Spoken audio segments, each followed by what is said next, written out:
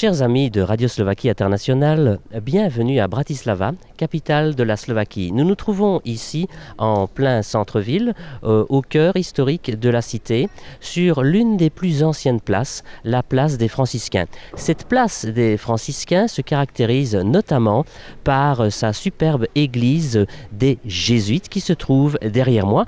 Et je vous invite, chers amis de Radio Slovaquie Internationale, à visiter cette église en compagnie du père Thomas. Nous nous trouvons ici devant un bâtiment exceptionnel, donc l'église des Jésuites, et en face de cette église, il y a une colonne, la colonne de la Vierge Marie victorieuse. Pourriez-vous nous en dire plus? La raison pour bâtir ces colonnes, c'était dans les temps de protestantisme, parce que les protestants n'ont pas beaucoup apprécié l'Eucharistie. Alors les catholiques ont battu ces trucs-là pour montrer que c'est important. C'est pourquoi vous pouvez trouver la Vierge Marie, mais aussi les anges qui portent l'Eucharistie comme un symbole que c'est important pour eux. L'église des Jésuites était au départ un bâtiment protestant, exact? Oui, c'était battu par les protestants dans l'année 1636, mais après, le roi Léopold Ier, il a dit que c'était battu sur son territoire. Alors il a pris cette église aux protestants, il a donné ça aux catholiques.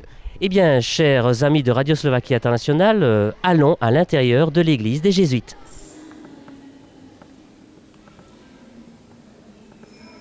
Quand les jésuites ont pris cette église, ils ont introduit leurs éléments, notamment l'image de Madone, parce que dans l'église catholique, c'est très important de vénérer aussi la Vierge Marie.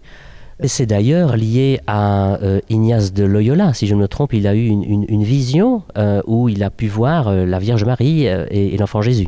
Oui, exactement. C'est pourquoi on peut trouver une hôtel spécial dédié à la Vierge Marie et aussi des autres hôtels dédiés à des saints de l'ordre jésuite. Alors ça, c'est un élément qui n'était pas ici avant. Cette église possède notamment tout le confort moderne. Par exemple, vous allez nous parler ici du système de chauffage qui est particulier. Oui, le système de chauffage n'est pas comme dans les autres églises que la chaleur vient des côtés, mais la chaleur vient du bas, du sol. Et après, c'est un peu bizarre quand on sent la chaleur sur ses fesses, mais pas dans les autres parties du corps. Alors c'est un peu unique pour cette église. Il y a, dites-moi, 2 réservoirs d'eau bénite. Expliquez-nous pourquoi.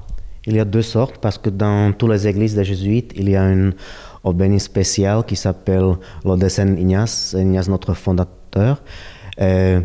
C'est d'eau désignée pour boire. Alors, ça ne contient pas du sel, mais c'est fait pour boire. Mais c'est aussi l'eau bénite avec un procès spécial, avec la médaille de Saint Ignace. C'est seulement pour les églises des jésuites. Ça peut apporter bonheur, joie pour tous ceux qui s'en servent.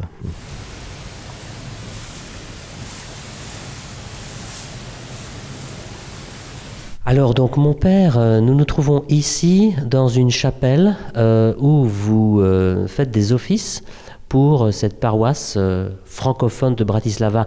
Combien avez-vous de fidèles douailles? Il y a à peu près 100 personnes. Ici, on célèbre des messes le dimanche, on se rencontre, après on part, on discute, on prend quelque chose bon. On organise souvent aussi des événements spéciaux. Par exemple, pour Noël, on va faire une week-end de ski, on va skier dans les montagnes. Et là-bas, on va aussi faire des offices et tout ça. Et aussi, il y a beaucoup de mariages des Français avec les Slovaques. Alors, je célèbre ça aussi. Alors, c'est aussi intéressant.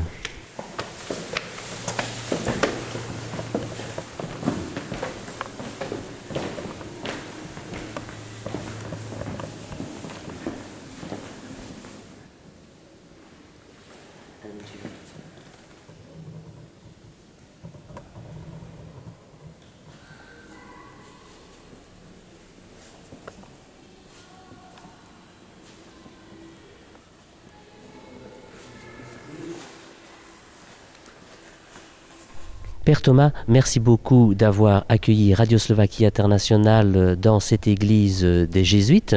Il ne nous reste plus qu'à vous souhaiter un bon week-end de ski. Un grand merci à vous et je vous souhaite beaucoup de bonheur pour votre vie privée.